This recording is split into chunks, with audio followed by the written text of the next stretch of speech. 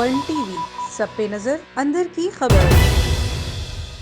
वज़ीर आज़म इमरान खान ने जनूबी पंजाब सूबा काबुल कौमी असम्बली में लाने और 500 अरब रुपए के तरक्याती पैकेज का ऐलान करते हुए कहा कि खून के आखिरी कतरे तक करप्ट सियासतदानों के खिलाफ जंग जारी रहेगी। तहरीक अदम एतमाद का सामना करने को तैयार हूँ, लेकिन डाकुओं का ये गुलदस्ता याद रखेगा कि अदम एतमाद की नाकामी के बाद जो मैं इनके साथ करूँगा ये उसके लिए भी तैयार रहें। यूरोपीय यूनियन के सफीर ने पाकिस्तान को रूस के खिलाफ वोट देने का खत लिखा। इससे मेरा सवाल है कि क्या इसने हिंदुस्तान को भी ऐसा खत लिखा था? क्या हम गुलाम हैं कि जो आप कहें इस पर अमल करें? दहशतगर्दी के खिलाफ जंग में साथ देने पर क्या नेटो ने हमारा शुक्रिया अदा किया? क्या कश्मीर में आलमी कवानीन की खिलाफ वर्जी और मसालिम पर यूरोपीय यूनियन ने इंडिया से राब्ता तोड़ा, तिजारत बंद की, भारत पर तनकीद की? हम गैर जानिबदार हैं और सबसे दोस्ती चाहते हैं। आज तक हमारी हुकूमत के दौरे हुकूमत में कोई ड्रोन हमला नहीं हुआ। अगर किसी ने ड्रोन हमले की कोशिश की तो फिजाइयत से कहूंगा कि इसे मार गिराए। कौम मजीद टैक्स दे तो इनसे ये वादा है कि ये टैक्स उनको रिलीफ देने पर खर्च करेंगे। लंदन में बैठे भिगोड़े से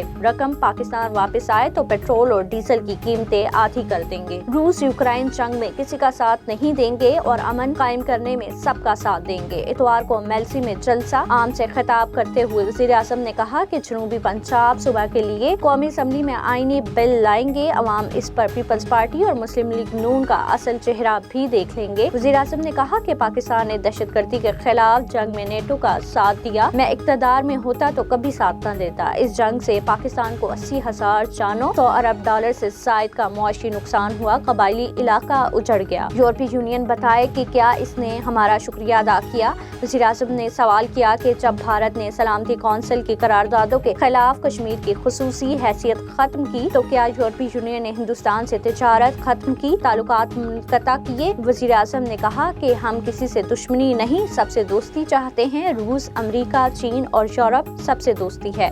हम गैर जानिबदार हैं, हम किसी कैंप में नहीं हैं। वन टीवी, सब पे नजर, अंदर की खबर।